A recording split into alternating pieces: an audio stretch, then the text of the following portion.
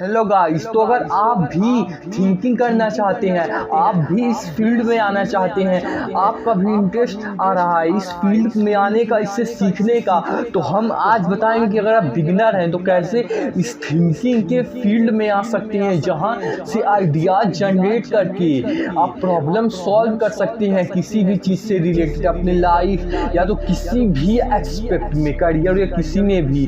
तो उससे में कैसे थिंकिंग करना है, आइडिया जनरेट करना है, प्रॉब्लम सॉल्व करना है, वो बाकी लोग जो करते हैं वो कैसे करते हैं, आप उस जर्नी की शुरुआत कैसे कर सकते हो, हम आज बताएंगे। तो इसके लिए शुरुआत करने के लिए तो आप आज जो भी हो, आप जो भी काम करते हो, जो भी करते हो, तो उस चीज़ को देखो कि उसे कम से कम टाइम में उस काम को कैसे पूरा किया जा सके, कम से कम टाइम और एनर्जी में कैसे पूरा किया जा सके, इसे देखो। और इसके लिए आपको रिसर्च करना होगा, जिस टॉपिक पे आएंगे कैसे करते हैं, तो उसको जब आप रिसर्च करोगे तभी अपॉर्चुनिटीज़ दिखना स्टार्ट होंगी कि उससे क्यों कम टाइम में कम एनर्जी में कैसे किया जा सकता है। और जब अपॉर्चुनिटीज दिखेंगी तब आप उसे अप्लाई करोगे। तो जब पहली बार अप्लाई करोगे तो दो चीज़ होगा, या तो फेल होगे या तो पहले से बेटर होगे, उस अपग्रेड होगे उस काम में, आप पहले से बेटर होगे। तो जब अपग्रेड होगे, जब पहले से बेटर होगे आप, तब तो सही है, तब तो अब फिर से दूसरी बार भी उसी तरीके से करो, फिर तीसरी बार भी खोजो, फिर चौथी पांचवी बार, हर बार अपग्रेड होगी, वो सही है। लेकिन अगर आप पहली बार फेल भी होते हो, जो कि खास करके जिस काम में ज़्यादा रिस्क है उस काम में होगा, तो फेल भी होते हो तो फिर से दूसरी बार अप्लाई करना। और फेल ऐसा नहीं है कि कोई बड़ा फेलियर नहीं, कैलकुलेटेड रिस्क लेके जितनी बार आप फिर से ट्राई कर सकते हो, फिर से तीसरी बार, चौथी बार, पांचवी बार करोगे। तो जैसे जैसे आप करते जाओगे आपको पहली बार से कुछ एक्सपीरियंस लर्निंग मिलेगी, फिर दूसरी बार करोगे, अगर फिर फेल होते हो तो फिर एक्सपीरियंस लर्निंग मिलेगी, फिर फेल होते हो तो ऐसे जब जब एक्सपीरियंस लर्निंग बढ़ता जाएगा तब वैसे ही फेलियर के चांसेस कम होते जाएंगे, और आप ऐसे ऐसे चीज़ों को सीखते जाओगे। और इस तरह से पूरे पैटर्न को करने में आप थिंकिंग करोगे, और थिंकिंग करोगे तो आपको आइडिया जनरेट होना स्टार्ट होंगी, और फिर प्रॉब्लम सॉल्व होना स्टार्ट होगी। तो या तो आप अपग्रेड होगे अगर रिस्क कम है, नहीं तो आप फेल होगे। लेकिन फेल होगे तो फिर से अप्लाई करोगे तो पहले से बेटर होगे, क्योंकि एक्सपीरियंस नॉलेज उस चीज़ में ज़्यादा होगा। और फिर जैसे जैसे करते जाओगे उस फील्ड में, तो जब आप पांचवें पे मान लीजिए सक्सेस मिलेगी, ये आगे और जा सकता है, यहीं तक नहीं होगा, तो जैसे मिलेगी, तो अगर आप पहले अप्लाई नहीं करते, पहले आप दूसरे तीसरे चौथे रास्ते पे नहीं चलते, तो आपको पता कैसे चलता कि पांचवें पर इस तरीके से करके इसमें वो इस तरीके से अचीव किया जा सकता है सक्सेस में। इसलिए आपको इस तरीके से चलना जरूरी है, कैलकुलेटेड रिस्क लेके। और इस सब पूरी प्रोसेस से थिंकिंग होगी, थिंकिंग होना स्टार्ट होगी, आपके वो न्यूरॉन्स बनना स्टार्ट होंगे कि थिंकिंग करते कैसे हैं, खुद से बात करते कैसे हैं। और अब हम अपने दूसरे चीज़ पे आते हैं, ये पहला चीज़ था। अब हम दूसरे चीज़ पे आते हैं कि आपको हमेशा अगर इस थिंकिंग के फील्ड में, आइडिया जनरेट करने के फील्ड में आना है, तो आपको हमेशा अपग्रेड करते रहना होगा कॉन्सिस्टेंटली, क्योंकि इस फील्ड में आना है तो आपको इससे डेली हमेशा खुद को कुछ ना कुछ नया सिखाते रहना होगा, अपग्रेड करना होगा। और ये life time never ending journey है, बस चलते रहने की कहानी इसमें भी। क्योंकि आप देखिए अपग्रेड क्यों करना होगा, क्योंकि देखिए अगर आप अपग्रेड नहीं करेंगे तो जिस बॉक्स में आप लिमिट है, जहां तक आप सोच पाते हो उससे ही रिलेटेड आइडियाज आएंगे, तो उससे ही रिलेटेड आइडियाज आएंगे, तो उससे ही रिलेटेड चीज़ें भी अप्लाई कर पाओगे। लेकिन जब अपग्रेड करोगे तो उस बॉक्स से भी बाहर कहाँ कहाँ कैसी दुनिया में होता है देख पाओगे, ये अपग्रेडेशन का मतलब है। नहीं तो आप एक ही बॉक्स में थिंकिंग करोगे और उसी में स्टक होके रह जाओगे। इसलिए आप हमेशा अपग्रेड करना होगा ताकि उस बॉक्स से बाहर सोच पाए और तभी आइडियाज़ का के फील्ड में आप आगे बढ़ पाओगे।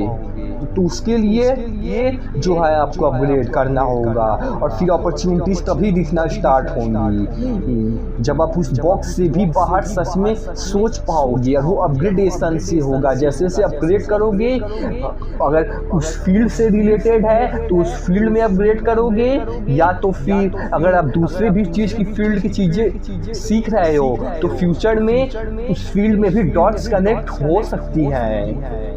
अब अभी उस पे नहीं आती हैं। और अब अपग्रेडेशन करना स्टार्ट कैसे करोगे?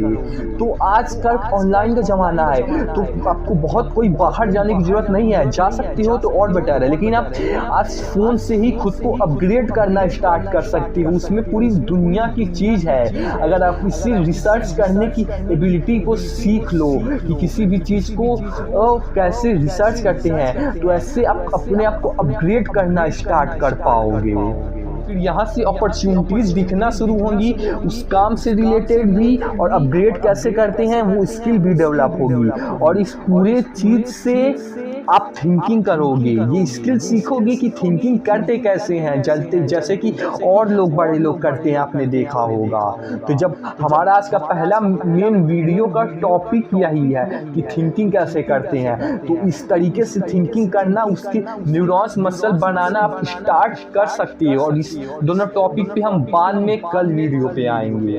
अब मेन प्रॉब्लम आती है जो ज़्यादातर लोगों के साथ आता है, वो यही है कि थिंकिंग करते करते वो अपने माइंड में स्टक हो जाते हैं उस ओवर थिंकिंग। थिंकिंग क्या है इसे समझना ही होगा। जैसे कि कोई भी आइडियाज आते हैं, दुरान थिंकिंग करना स्टार्ट करते हो, मतलब जनरली जो है थिंकिंग में आप एक बार ही आइडियाज से रिलेटेड करते हो। लेकिन ओवर थिंकिंग में क्या होता है कि वही सेम चीज़ आप उसके लूप में उस थिंकिंग के आइडिया की घूम जाते हो, उसके लूप में चढ़ने लगते हो कि मतलब उस चीज़ को, आइडिया को बार बार रेपिटेटिव पैटर्न में आप उसी को सोचते जा रहे हो लूप में, जिससे कि सोचोगे तो मेंटल एनर्जी खर्च होगी। और मेंटल एनर्जी जब ज़्यादा खर्च होगी और जब उसकी फ्यूल की कमी हो जाएगी मेंटल एनर्जी की, तो मेंटली पेन स्टार्ट होना होगा और मेंटली फटीग स्टार्ट होगा और फिर आप ओवर थिंकिंग के जोन में आ जाओगे। तो अब देखिए कि इससे बचा कैसे जाए, कि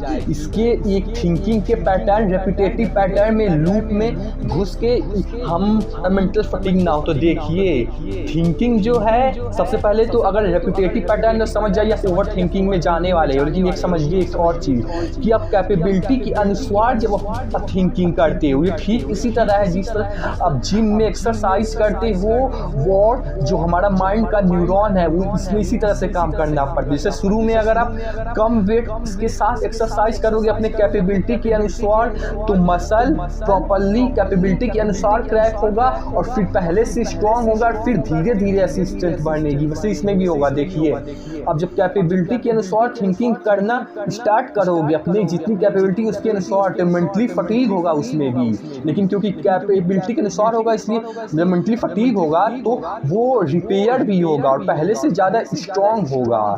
लेकिन इसमें गलती क्या हो जाती है ओवर थिंकिंग में, कि आप कैपेबिलिटी से बहुत ज़्यादा लोड डाल देते हो, जिससे कि आवश्यकता से ज़्यादा मेंटली फटीग हो जाती है। जिस तरह से जिम में अब जब पहले ही दिन बहुत ज़्यादा वेट उठा के एक्सरसाइज करोगे तो आपका मसल जो है टूट सकता है, जिससे कि आप फिर से करने के काबिल नहीं बचोगे जनरली। उसी तरह से आप जब अपने कैपेबिलिटी से अनुसार से ज़्यादा जब स्टार्टिंग में पहले दिन ही आप थिंकिंग में चले जाओगे, ओवर थिंकिंग में, इस लूप में, तो आपका मेंटल फटीग आवश्यकता से ज़्यादा हो जाएगा। आप सब समझ ही गए होंगे। अब आते हैं कि इसका सॉल्यूशन क्या है। जब आ जाए तो इसका देखिए, जब भी आप एक तरह की थिंकिंग के आइडिया के जो भी बोले, उसकी जब आप लूप में रेपिटेटिव पैटर्न में एक ही चीज़ में घूमते जा रहे हैं और मेंटल पेन स्टार्ट हो रहा है कि मेंटली अंदर पेन हो रहा है, तो समझ जाइए उस आइडिया का कोई खास वो नहीं होगा।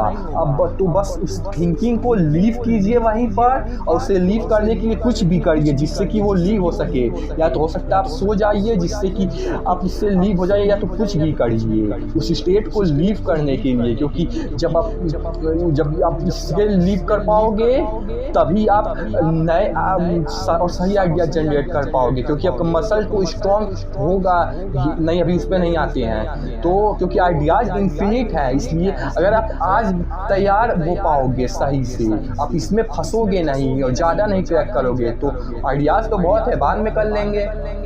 तो बस सॉल्यूशन समझ गए होंगे कि जब भी आप एक तरह के थिंकिंग के पैटर्न में घूम जाएं और मेंटल पेन स्टार्ट हो, तो उस स्टेट को तुरंत लीव कीजिए किसी भी तरीके से, बस उस स्टेट को लीव कीजिए। मेन वही चीज़ है, स्लीप हो जाइए जिससे कि हो सकता है रिलैक्स हो जाए तो लीव हो जाए, या तो कुछ करके बस लीव कीजिए। ये छूट गया था कि अब कैपेबिलिटी से ज़्यादा थिंकिंग तो करते ही हो, साथ ही साथ आप एक तरह के पैटर्न में घूम जाते हो जिसका कोई मतलब नहीं था, इसलिए रॉन्ग डायरेक्शन में वो थिंकिंग भी चली जाती है। ये चीज़ छूट गई थी पिछली बार।